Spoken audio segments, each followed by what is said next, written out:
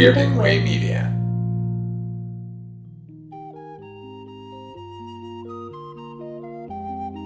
Night, Mr. Walters.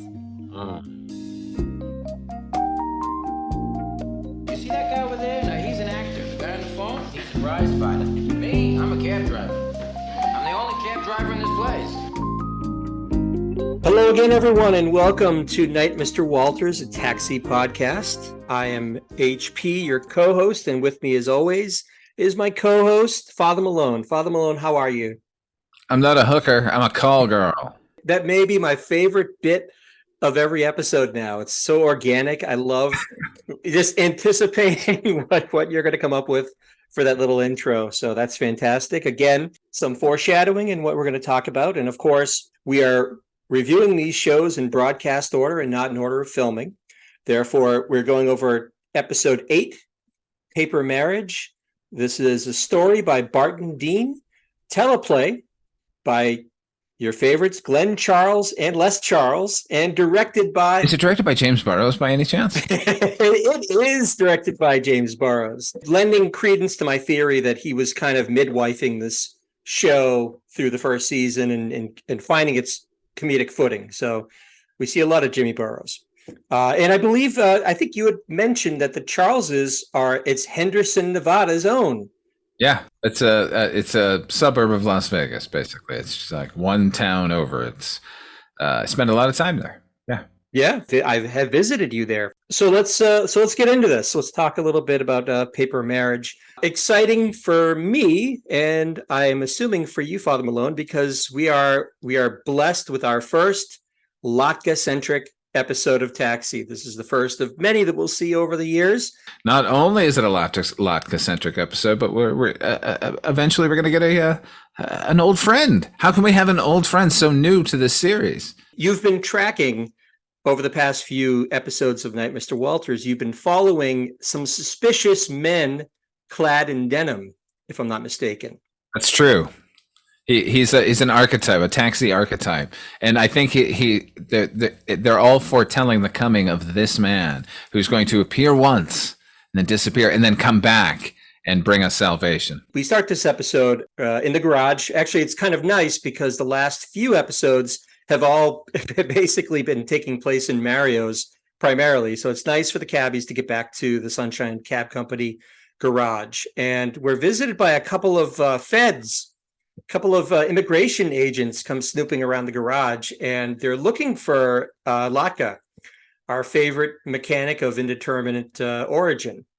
And turns out his visa, I don't know if they clarify what type of visa. Student. It's a student visa? That's what they said. His student visa expired a month ago.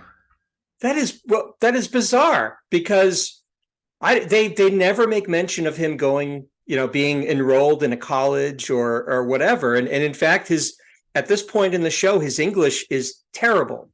Yeah. So I don't know what kind of student visa, what's he doing with his student visa up to this point? He's doing nothing with it. He just used it to get out of the country that he's from, which ominously, I hadn't really considered. We always knew he was from some foreign land.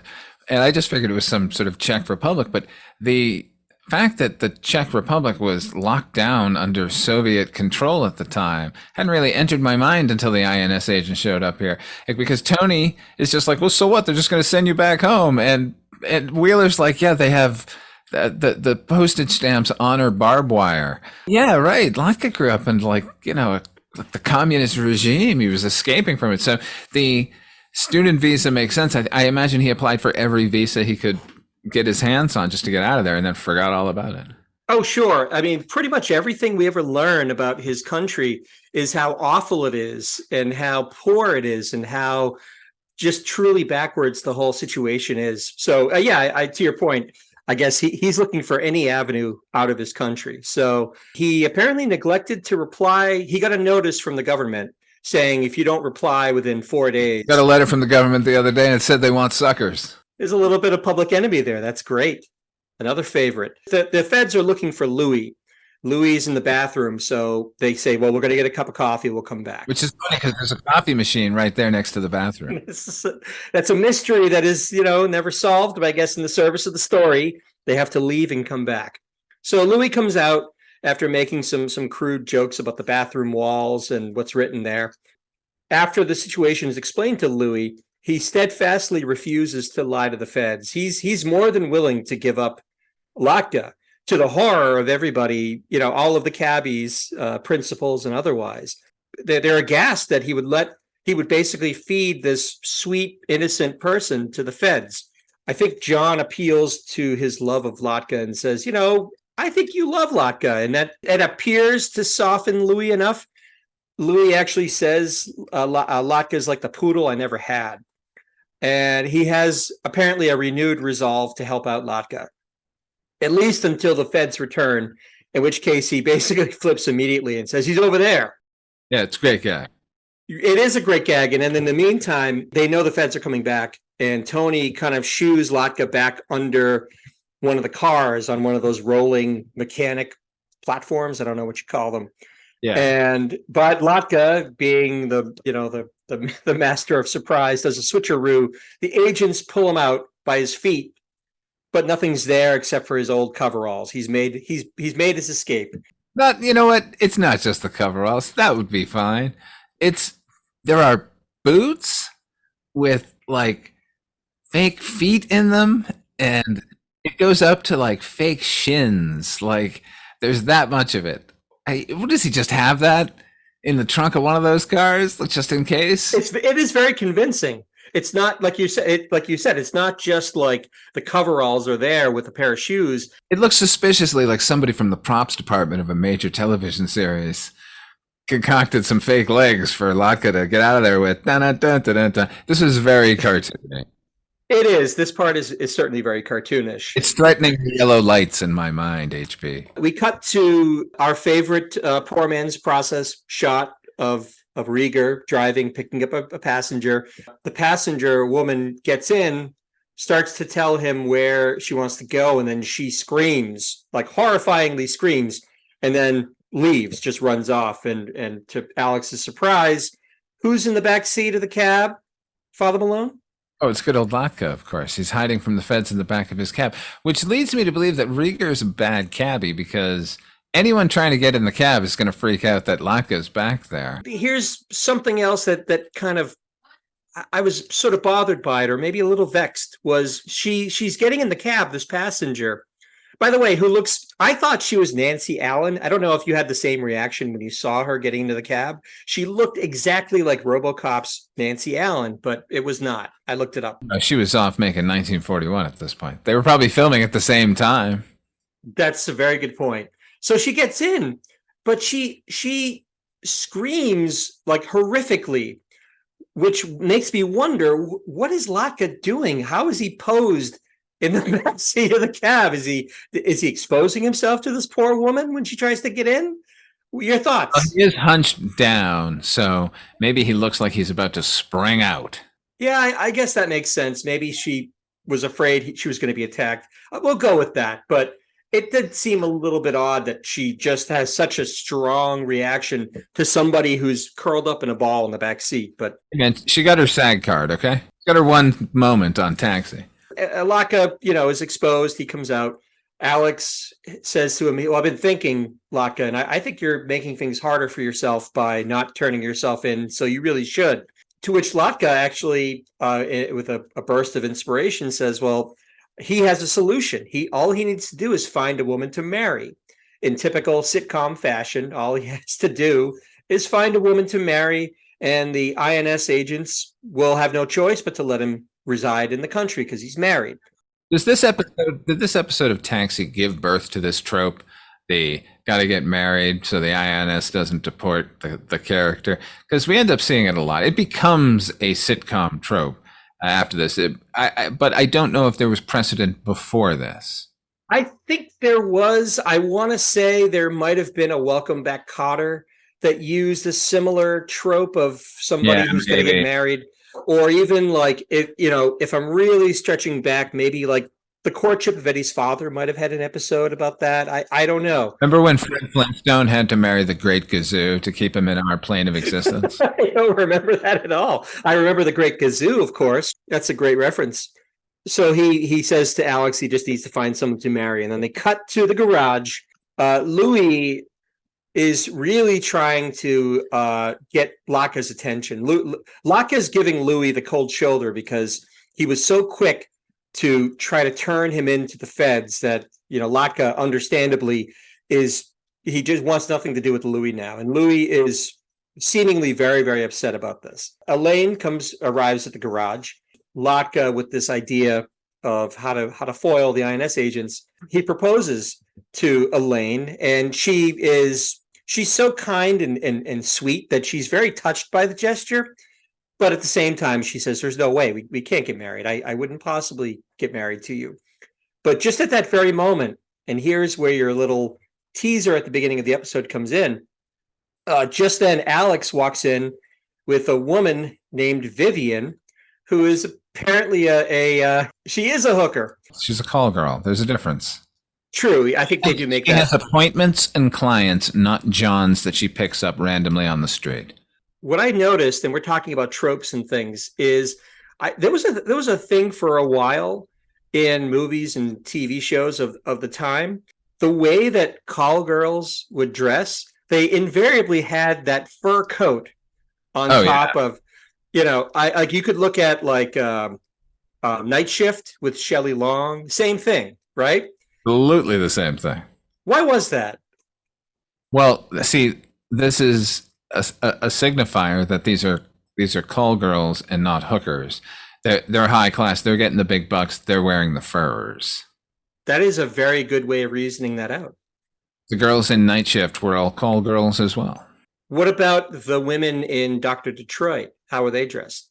Boy, that's a tough one. I think those were call girls as well, actually. But those girls seemed more hookery. But maybe that's just because they were in Detroit. Bing, zang, zoom. There go our one listener.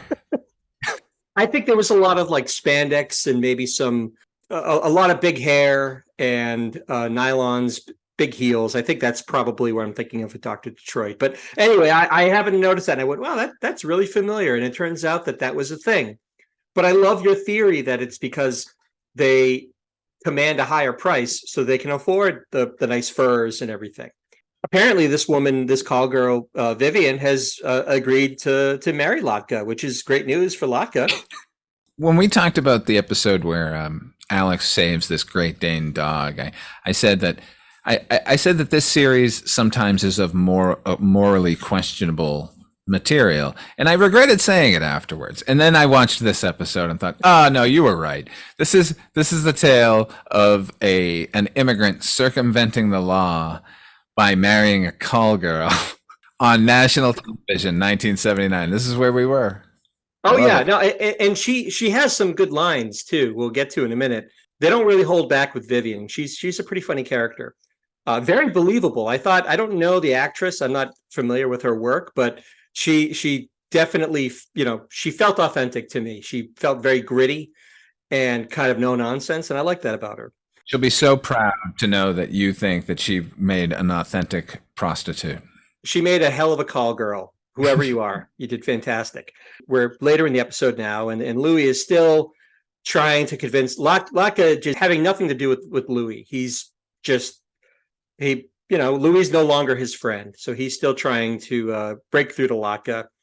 And Elaine is getting frustrated by all the wisecracks. Now that the rest of the cabbies know that there's this wedding that's going to happen, he's going to get married, they're making all sorts of wisecracks about her being a call girl and what the wedding night's going to be like and all of this.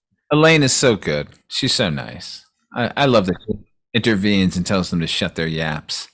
Yeah, she's great. This is another, this feels like they're really fleshing that character out. We're seeing more of Elaine now, and I like it. And to be honest, her attitude and her demeanor, this is the Elaine that we're going to get to know over the next few seasons. Yeah, they figured her out. And I think the first few episodes, we've talked about this a little bit, but I think they leaned more on the sort of toughness that she has. Yeah.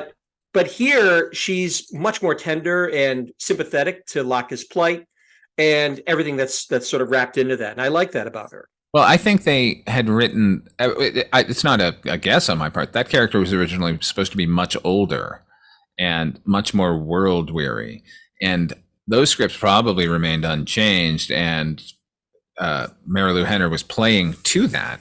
And then the writers start figuring out who she is and what her strengths are, and they start tailoring the role more toward her. And I think that's definitely what's happening. It's very rare that we get a character just show up fully formed on a show so early. But it's good to see Elaine has pretty much reached it here. It's wonderful to see the character develop like this. Elaine is insisting that they try to treat this like a proper wedding. It's not just going to be a paper marriage, which is what Tony kind of throws out there. She wants to make it nice for Latka. Vivian agrees to wear Elaine's wedding gown at her behest. Elaine is going above and beyond now at this point. Vivian's reaction is funny because she's like, yeah, whatever, honey. I've gotten people asking me to dress up like everything from Pocahontas to Darth Vader. So a wedding gown, who cares? By the way, 79, and somebody is already asking prostitutes to dress like Darth Vader. That's amazing. Star Wars is only 2 years old. That kink is already out there. It's a fresh reference back then, and it is nice to see that. Oh my God, so fresh. The movie's still playing in theaters at this point. Right. Yeah. So she agrees, and then Bobby mentions that there's a minister that's hanging around Mario's, and he'll try to bring him in for the wedding. Now, the fact that it's a minister that's hanging around a bar should be our first indication that this is going to be a special character. For those of you that the one or two of you have never seen this episode, who we're talking about here is, of course, Reverend Jim Ignatowski. In his Canadian tuxedo. The prophecy has been fulfilled. We've been seeing this man in the corner of the frame over and over again, and now it's come to fruition. Reverend Jim Ignatowski in all his glory. And by the way, I mentioned that it's nearly impossible to have a character fully formed when they walk on screen. And yet, here it is. Christopher Lloyd does it. What he does when he walks on screen, his portrayal of his character will be the same portrayal for the next however many seasons. It's perfect. He's getting laughs, just nodding his head back and forth. The hair, like you said, the wonderful costume, which is actually his. That jacket, that jean jacket, is his. Somebody literally found that in the bushes and gave it to him, and he kept it in his closet. And when he went to audition for this character, he said, well, this is probably what they'd wear. I just think it's wonderful that this iconic piece of wardrobe, A, is his, and B, was just kind of sitting in his closet waiting for the perfect moment, the perfect role, the perfect character to emerge fully formed, as you said. It's chills when you see Reverend Jim take the stage, because he has the audience already in the palm of his hand without saying a word. It's amazing. Yeah. And there's a connection here with Louis De Palma.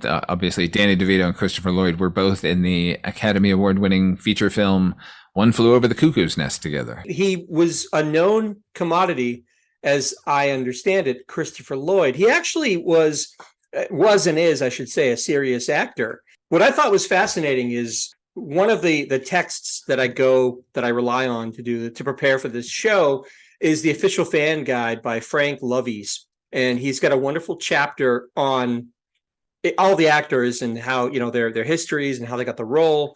And the one on Christopher Lloyd is no exception. But what I thought was fascinating is there's an interview with, of all people, Mr. RoboCop, Peter Weller. This is our second RoboCop reference in one episode, by the way. Weird. Very weird.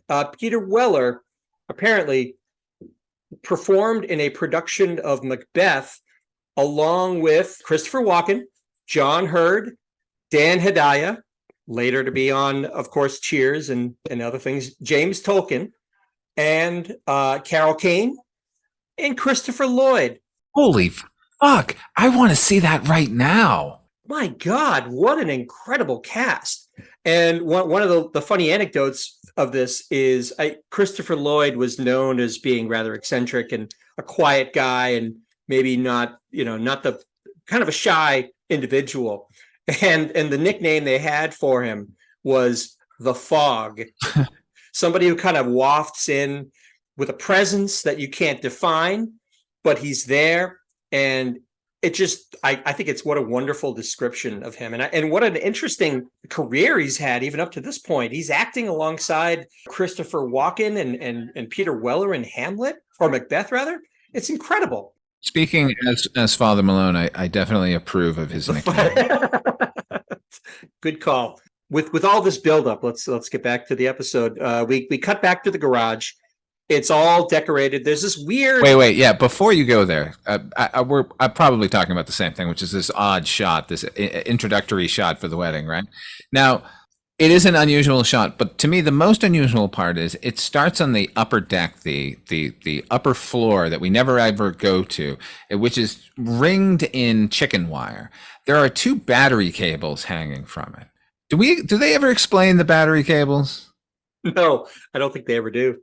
Okay, you can continue then, because then it turns into this weird crane shot where Jim, look, God bless, Jim Burrows is always trying to make these things more cinematic and less set bound and less stage bound and less radio drama. He's always trying to make it more visually interesting, and he always succeeds. This one was weird because it starts on battery cables hanging off of a chicken wire mesh pen, and then like swings by one of these paper bells that these decorations you get at the party store, and then on to the rest of the garage. I don't know. It was very weird. I think to your point, like there's an effort to direct the show and make it a little more than your typical sitcom. But this shot, I was kind of scratching my head. I couldn't remember it from watching it so many times. But yeah, it starts on this paper bell. You see like there's a static shot of some tires that are up on that second floor, and it kind of comes down, and then you're into the garage. It was very weird. But I think at a minimum, they're conveying this idea that this is a special event in the garage, the wedding. There's probably about a dozen better ways to depict that, but whatever. He's James Burrows. The whole garage is decked out for this event. They've even moved like some of the benches to make an aisle that they can walk down. There's a rolling table that I think Latka uses as part of his mechanics sort of duties. Now that's become like a pulpit for somebody for the minister to deliver the service, right? The wonderful background texture of the other cabbies, it makes it feel like a real garage. I love it. Always lived in the show. Always lived in. So in the midst of all of this pomp and circumstance in the garage, all the decorations and everything, in walks Bobby with the man, the myth, the legend. There's Reverend Jim. Now he's only introduced as Reverend Jim. They don't address him as Iggy or Ignatowski or any of that. He's just Reverend Jim. Interestingly, I actually think he plays Jim as less of a space cadet now than the character would eventually become. He's a little more sort of gravelly voiced and kind of straightforward in his manner of speaking. I attribute that to it being early. And over the next couple of years, the drug use will continue, and he'll become more and more dissociated from the rest of the world. I guess that's one way of looking at it. Christopher Lloyd gets, huge laughs without even saying a word. And so he introduces himself as Reverend Jim, and Alex introduces himself as Cabby Alex in a funny little bit. Jim, however, he insists that he's a real minister. He was ordained at the Church of the Peaceful in 1968.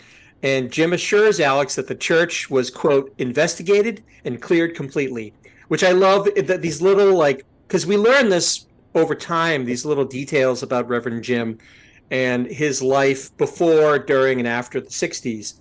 So I love they throw that in there as this little backstory. I love that the mystery around the character is so much better, like when you have these little tidbits that they kind of throw out there. When he steps on that stage, he feels like a member of the cast. He doesn't. This isn't Dorothy Hamill cut.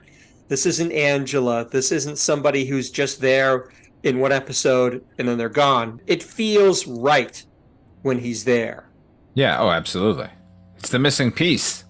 He really is the missing piece. It's only underscored by the fact that Burns is still featured prominently, but we'll get into that a little bit. John, the aforementioned Burns, he muses to himself that the only thing missing from this whole thing is music. At which point Louis, comes out of the cage brandishing a violin, to which he says, hey, my mother paid good money for these lessons. All true.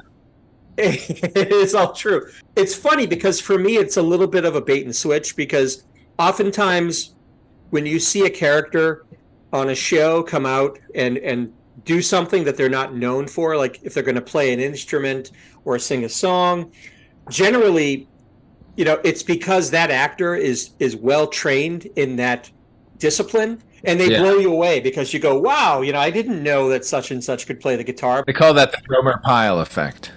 Because they'd have Jim Nabors sing. Yeah. Louis starts playing the violin, and what I love is he doesn't play the violin well at all. It's rather shaky. Oh, it's terrible. It's terrible. It's probably the best Danny DeVito could do, but it's lacking. Yeah, but he and Danny DeVito is playing the violin with this kind of half smile on his face.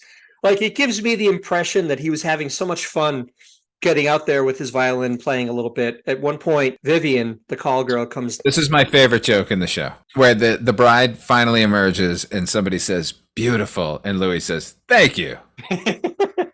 As if they're commenting on his playing. It's great. I agree. That to me was my favorite joke of this whole scene. And in fact, by the way, it's Burns who says, "Oh, it's beautiful," and he goes, "Thank you." Good for something, I guess. Yeah, well, less is more with Burns. Much less. The bride takes her place with Latka, the groom, at the little would-be pulpit, and Jim launches into a beautiful preamble. It's really heartfelt and wonderful.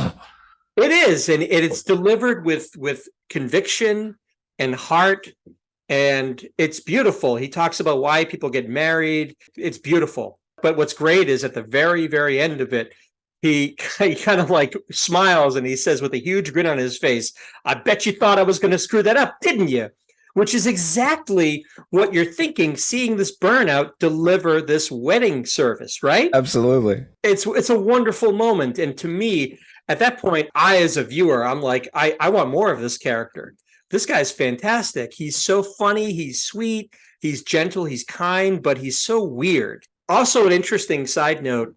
I don't know if you noticed this, Father Malone, but all through the quote unquote wedding, you might be hearing a very distinctive honking laughter. That's Jimmy Burrows, right? That is exactly right. That's a hallmark of all good Taxi episodes. Yeah. That honk belongs to, as you said, James Burrows. He would laugh, and the laughter would be so present on you could hear it over the audience. It's wonderful to hear, and I'm sure the cast probably thought it was wonderful to get that kind of affirmation from the director. It's great, and the audience probably was spurred on as well by this lunatic cackling away. Yeah, no, it's because you want to think these are professionals who.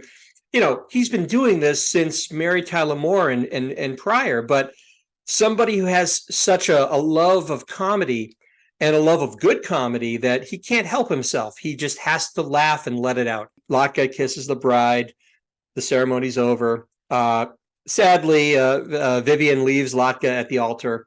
I think she says she has an appointment at the Hilton, which is not the Lenox. I was hoping she'd say the Lenox, which was the hotel that the reunion happened an episode or two ago. But so she slips out of her dress, the wedding gown, and hightails it out of the garage, leaving Latka crushed, sitting there at the altar, abandoned by his bride.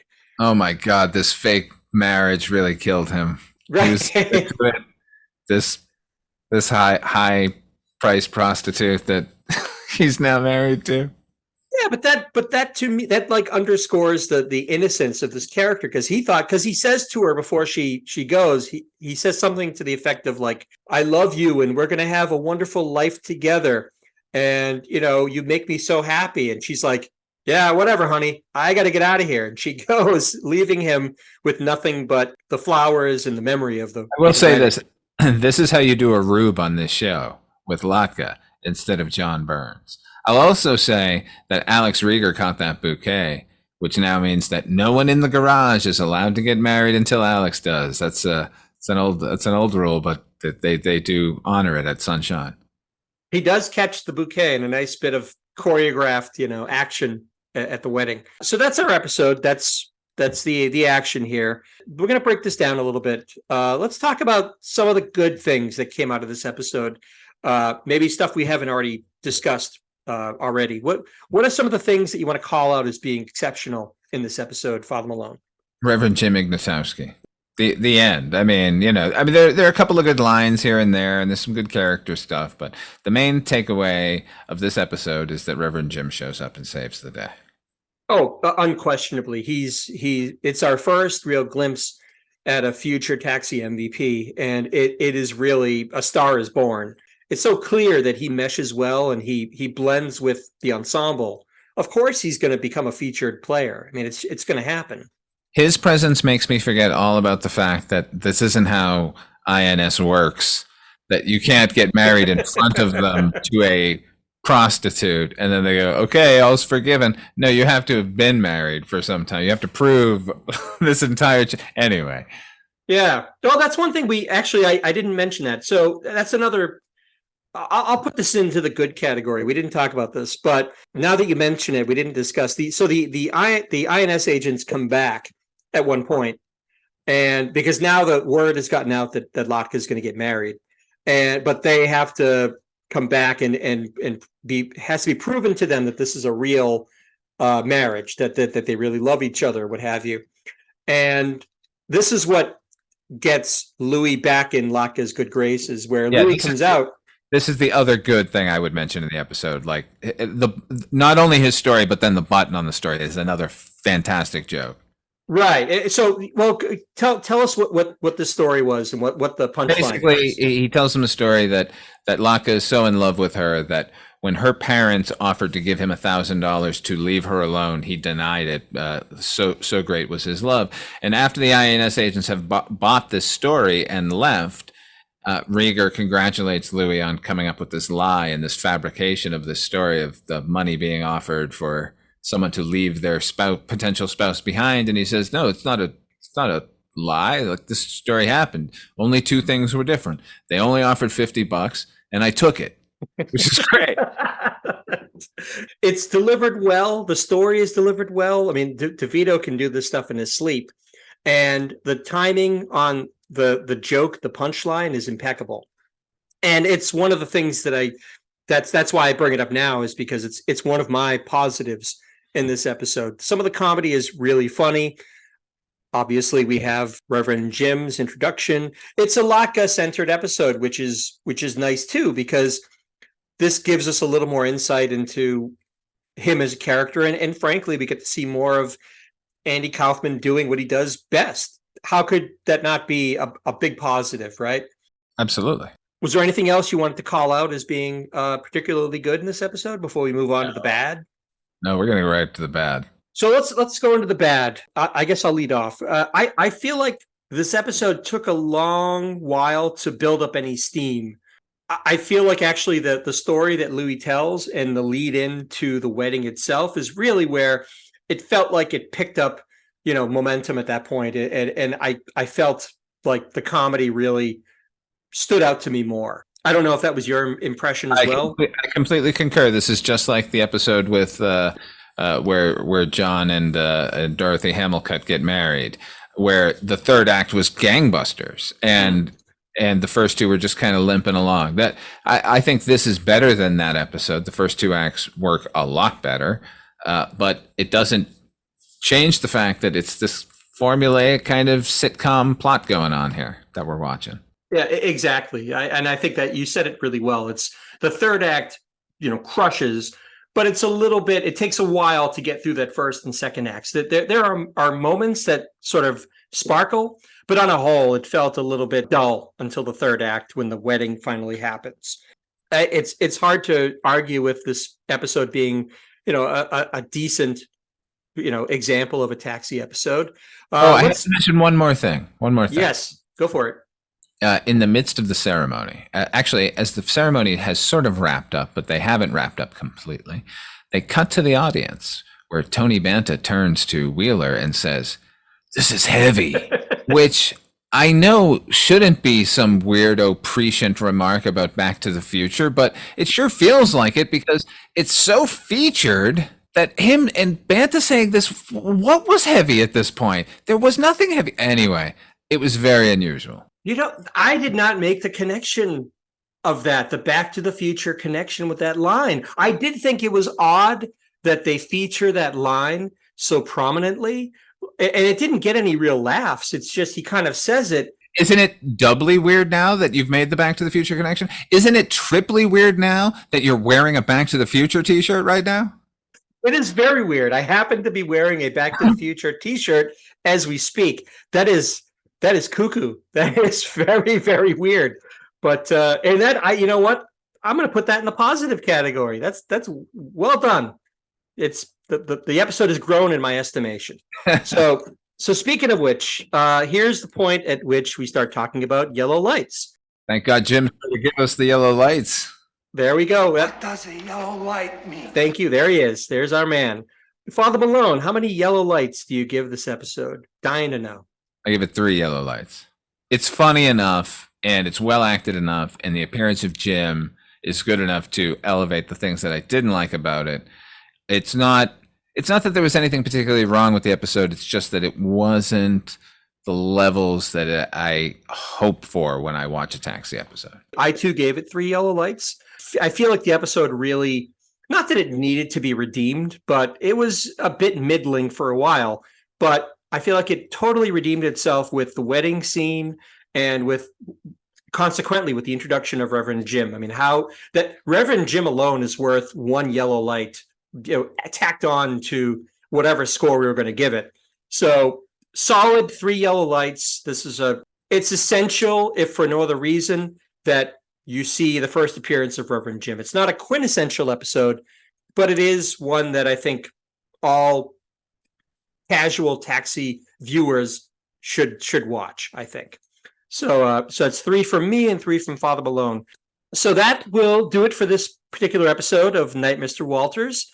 Father Malone, when you're not clocked in at the garage, where can folks find you?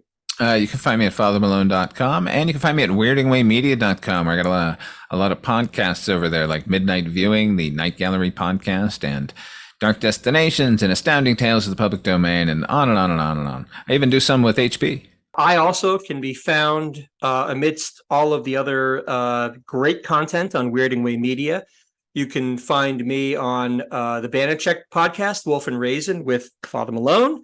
You can find me on the Noise Junkies podcast, which is a music podcast with Father Malone and Heather Drain, which is fantastic.